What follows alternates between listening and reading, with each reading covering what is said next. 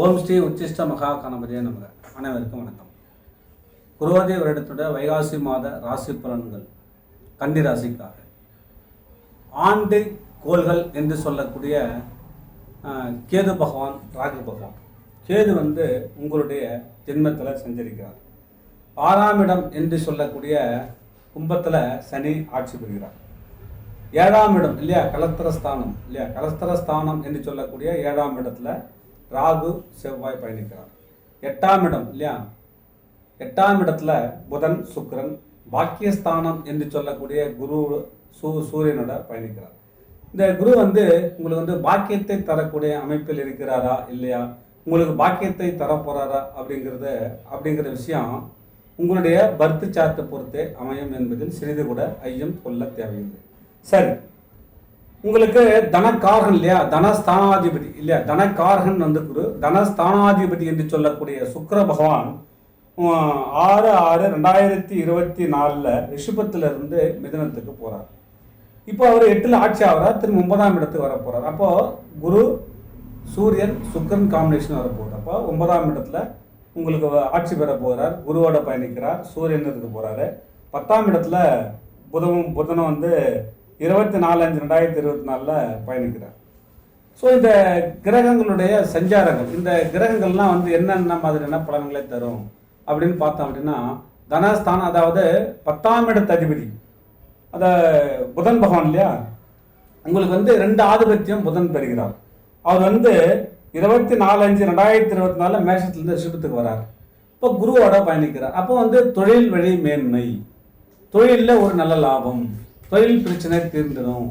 அப்போ ஜீவனத்துக்கான அமைப்புகள் மெருகூற்றப்படுகின்ற நாட்கள். லக்னத்தில் கேது இருந்து ஒரு சில பிரச்சனைகளுக்கு ஒரு தீர்வு காண போறார். ஏன்னா குரு 5ஆம் பார்வையா உங்க ராசியை பார்க்கிறார். 7ஆம் பார்வையாக உங்களுடைய சகாயஸ்தானம் என்று சொல்லக்கூடிய, முயற்சி ஸ்தானம் என்று சொல்லக்கூடிய 3ஆம் இடத்தை பார்க்கிறார். அவர் பூர்வ புண்ணிய ஸ்தானம் என்று சொல்லக்கூடிய மகரத்தை பார்க்கிறார். அப்போ அதாவது 9ஆம் பார்வை சிறப்பு பார்வை இல்லையா, 5ஆம் பார்வை சிறப்பு. 5ஆம் பார்வையாக உங்களை பார்க்கிறோம். உங்களுக்கு 5ஆம் இடம் என்று சொல்லக்கூடிய பூர்வ புண்ணிய ஸ்தானம் இல்லையா, குழந்தை பாக்கியத்தை தரக்கூடிய அமைப்பை இருக்கக்கூடிய சனி பகவான் 6ல் ஆட்சி பெறுகிற 5ஆம் இடத்தை குரு பார்க்கிறார்.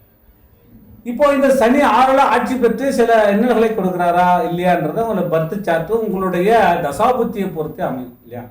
ஸோ கன்னியா லக்னத்துக்கு இந்த 7, 8, 9, 10, அப்போ 7ஆம் இடம் என்பது கலத்திரஸ்தானம், 8ஆம் இடம் என்பது ஆயுள் ஸ்தானம், மாரகத்தோப்பான கண்டங்களை தரக்கூடிய 8ஆம் இடத்துடைய பகுதி, 9ஆம் இடம் பாக்கியத்தை தரக்கூடிய அமைப்பு, 10ஆம் இடம் தொழில் மேன்மை தரக்கூடிய அமைப்பு.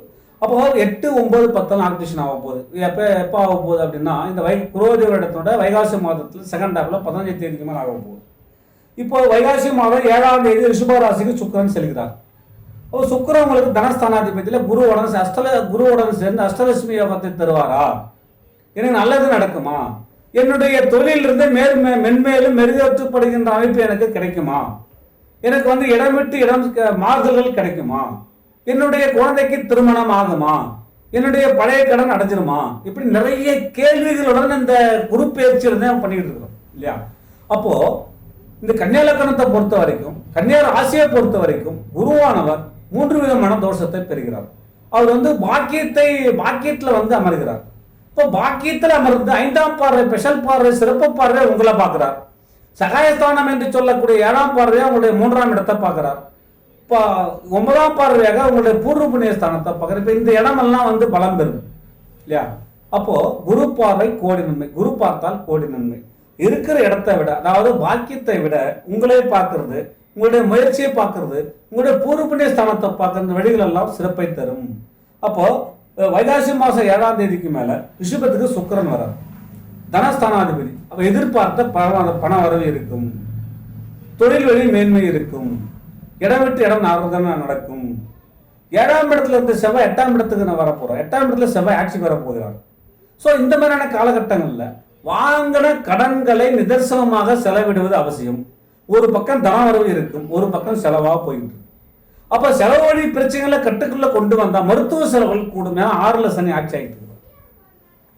அப்போ என்னுடைய பாக்கியங்கள் அமைப்பு இல்லையா, பாக்கியஸ்தானம் என்பது நம்முடைய முன்னோர்கள் தாய் தந்தையை குறிக்கும், அப்பா அம்மாவுக்கு பிரச்சனையாக கொண்டு வரும்.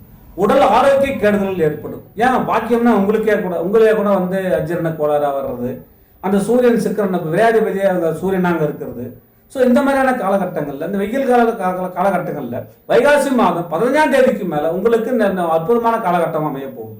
வாங்கிய கடனை திருப்பி கொடுக்கறது, ஒரு கடனை வாங்கி இன்னொரு கடனை கொடுக்கறது, இடம் விட்டு இடம் மாறுறது, குடும்பத்தை விட்டு பிரிகிறது, வெளிநாட்டு அழைப்புகளுக்காக காத்திருந்தவர்கள் வெளிநாட்டு அழைப்பு உங்களுக்கு வீடு தேடி வர்றது, உங்களுடைய குழந்தைகளுக்கு நல்ல மேன்மை அடைவது. அப்போ எல்லாமே சுகப்படங்களாக தான் இருக்கும் இல்லையா? ஏன்னா இதற்கு மேற்பட்ட நம்ம கண்டது எல்லாமே வந்து பார்த்தீங்கன்னா 8ல் குரு, 8ஆம் இடத்து குருவாக இருந்து 9ஆம் இடத்துக்கு வர்றது, 8ஆம் இடத்துல செவ்வாய் ஆட்சி ஆகிறது, 9ஆம் இடத்துல குரு இருக்கிறது, 9ஆம் இடத்துல சுக்கிரன் இருக்கிறது, 10ஆம் இடத்துல புதன் வர்ற அமைப்பெல்லாம் இப்போ இந்த வைகாசி மாதத்துல அந்த கோள்களுடைய நகர்வுகள் உங்களை சஞ்சலப்படுத்துமா? சஞ்சலமும் படுத்தும், சகாயத்தையும் கொடுக்கும், தொழில் வழி மேன்மையும் கொடுக்கும், பிள்ளைகள் வழி சிறப்பையும் கொடுக்கும். அற்புதமான காலகட்டமாக இந்த குரோதி ஆண்டு வைகாசி மாதம் 15ஆம் தேதிக்கு மேல நல்ல அற்புதமான காலகட்டத்தை நீங்க சந்திச்சுக்க போறீங்க. மிதுனத்துல வைகாசி மாசம் 27ஆம் தேதி மிதுனத்துல புதன் வர 10ஆம் இடத்துல ஒரு கிரகம் ஆட்சி பெற்றால், அப்போ அந்த வைகாசி மாசம் கடைசியில, அதாவது 15ஆம் தேதிக்கு மேல கடைசியில வெளிநாட்டு அழைப்புகள் வீடு தேடி வரும். நான் வந்து ரொம்ப நாளா வந்து வெளிநாட்டுக்கு வந்து விசாவாக வெயிட் பண்ணிக்கிட்டு இருந்தேன், கண்டிப்பா கிடைக்கும். எனக்கு வந்து வெளிநாட்டில் இருக்கிற நான் குடியுரிமை உங்களுக்கு கிடைக்கும். அதே போல என்னுடைய குழந்தைக்கு வந்து நல்ல இடம் கிடைக்குமா? கண்டிப்பா கிடைக்கும். நான் ரொம்ப நாளா வந்து குழந்தைக்காக எதிர்பார்த்துக்கிட்டு இருந்தேன், கண்டிப்பா கிடைக்கும்.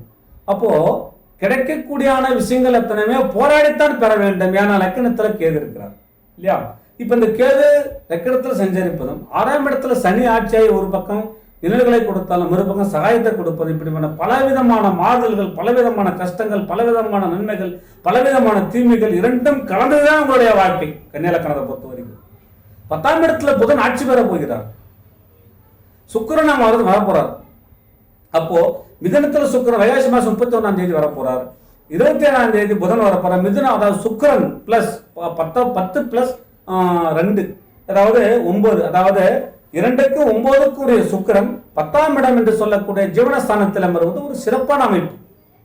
இப்போ தொழில் வழி மேன்மை ஏற்படும், ஜீவன காலவன் ஏற்படும், பண வரவுகள் அதிகரிக்கும், பணத்தை வந்து கையாள்வதில் சிறப்புத்தன்மை உண்டாகும், ஆட ஆபரண சேர்க்கை ஏற்படும், மண்மனைகள் வாங்குவதற்கான சிறப்பான அமைப்பு உங்களுக்கு இருக்கு. 8 செவ்வாய் ஆட்சி பெற போகிறார். இப்படியான காலகட்டம் பாருங்க உங்களுக்கு. அப்போ கன்னியாலக்கணத்துக்கு இது நாள் வரையில் 8ல் இருந்த குரு பகவான் 9க்கு வர்றது, 10ஆம் இடத்துல அதாவது மிதுனத்துல வந்து சுக்கிரன் புதன் சேர்க்கை பெறுவது, அதே போல 9ஆம் இடத்துல குரு பாக்கியமா வந்து அமர்வது எல்லாம் அற்புதமான காலகட்டம்.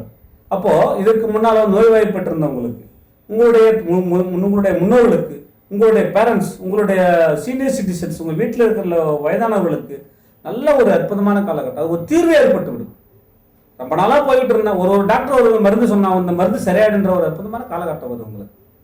அப்போ சகாயமா இருக்கிற குருவாகட்டும், 10ஆம் இடத்துல இருக்கிற ஜீவனஸ்தானத்துல வந்து புதன் ஆட்சி பெறுகிறார், சுக்கிரன் வரார். வைகாசி 27-31 இந்த காலகட்டம் நடக்கும். ஸோ வைகாசி மாசம் 15ஆம் தேதிக்கு மேல இந்த கன்னியாலக்கணத்துக்கு சிறப்பான அமைப்பான அற்புதமான காலகட்டம்.